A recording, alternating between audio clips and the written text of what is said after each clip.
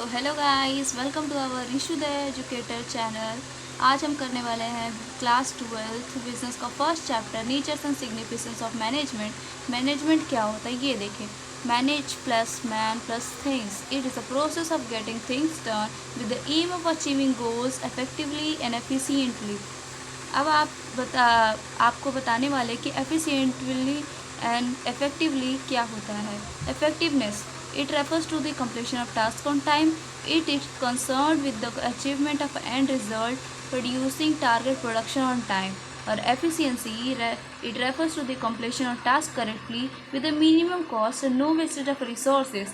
It is a concern with a cost benefit analysis, utilizing minimum resources and getting maximum benefits, producing target production to its minimum cost.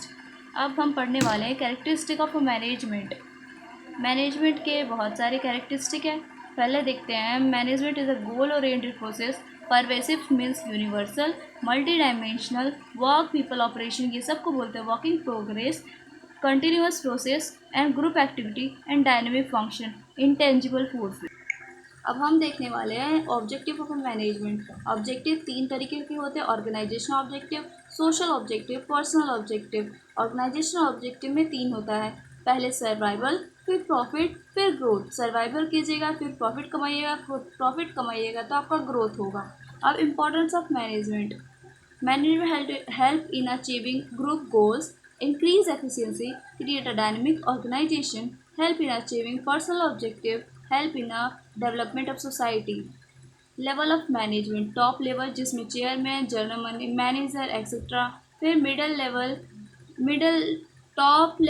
Level operational means supervisory level भी कहते हैं और इसे lower level भी कहते हैं। Middle level में departmental heads, superintendent etcetera, इस ये स्टाफिंग की तरह होता है। स्टाफिंग इसमें किया जाता है मिडिल लेवल में। Operational level means lower level, इसमें फॉरमैन, इंस्पेक्टर एक्सेट्रा ये सब आते हैं।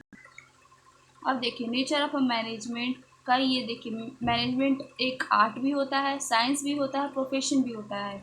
ये इस टॉपिक में ना 5 मार्क्स का क्वेश्चन आ ही जाता है, या आर्ट्स और साइंस के बीच का डिफरेंस आपसे पूछ ले, 3 मार्क्स के लिए आता है। तो आर्ट्स देखिए, मैनेजमेंट एज अ आर्ट कैसे है, इसमें बताया गया existence of a theoretical knowledge, personalize applications based on practice and creativity, no body control in arts, no universal validity. अब management is science, systematized body of a knowledge, principle based on experimentations, universal validity. तो फिर इसके बाद management as profession कैसे है, ये देखिए well defined of body of a knowledge की होता है, रिस्ट्रिक्टेड एंट्री होता है, professional association, ethical code of a conduct and survival motive and हो। फिर इसके बाद देखते हैं कि फंक्शन ऑफ मैनेजमेंट कितने प्रकार के होते हैं। देखिए 5 तरह के होते हैं, planning, organising, staffing, directing, controlling. अब कोऑर्डिनेशन देखिए, ये सारे 5 टाइप के फंक्शन ऑफ मैनेजमेंट, इसमें एक ज़रूरी होता है सब में। ये देखिए कोऑर्डिनेशन होना मतलब एकता, सब में मिलजुल कर काम करना चाहिए। वो ये क्या होता है, आप इसका डेफिनेशन पढ़ लीजिए।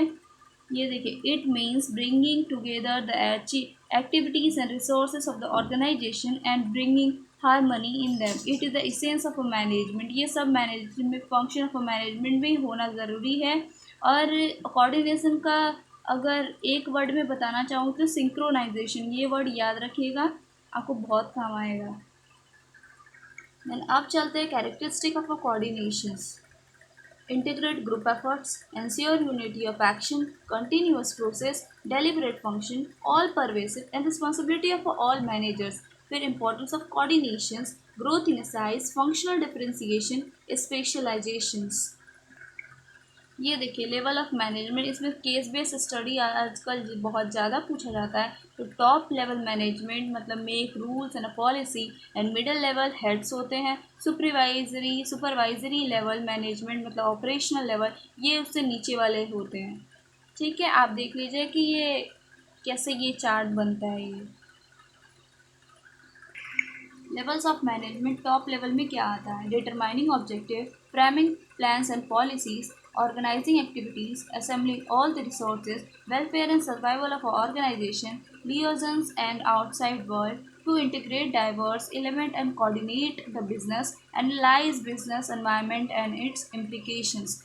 फिर इसके बाद देखते हैं मिडिल लेवल में क्या होता है। Interpretation of policies to lower level, organising activities of a department, recruitment and selection of employees, motivating people to perform to their best and controlling and instructing employees.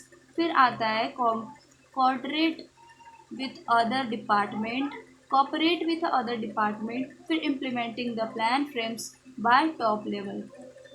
ये जो भी रूल बनाते हैं उसको फॉलो ये करता है, ये अपने वर्कर के पास भेजता है, ये लोअर लेवल से आप काम करवाता है।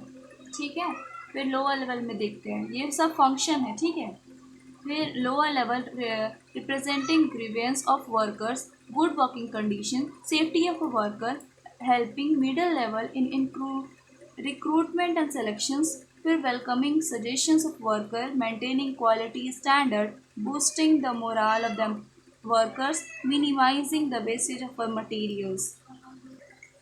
अब देखिए answer unity of action, coordination का फर्स्ट फंक्शन था, फीचर्स था, first features answer unity of a directions. ये क्या होता है, कोऑर्डिनेशन से all the department work hand in hand and the create balance in all the department, it acts as the binding force in all the department। ये case based study में आपको पूछा जाएगा, आप इसे पढ़ लीजिएगा।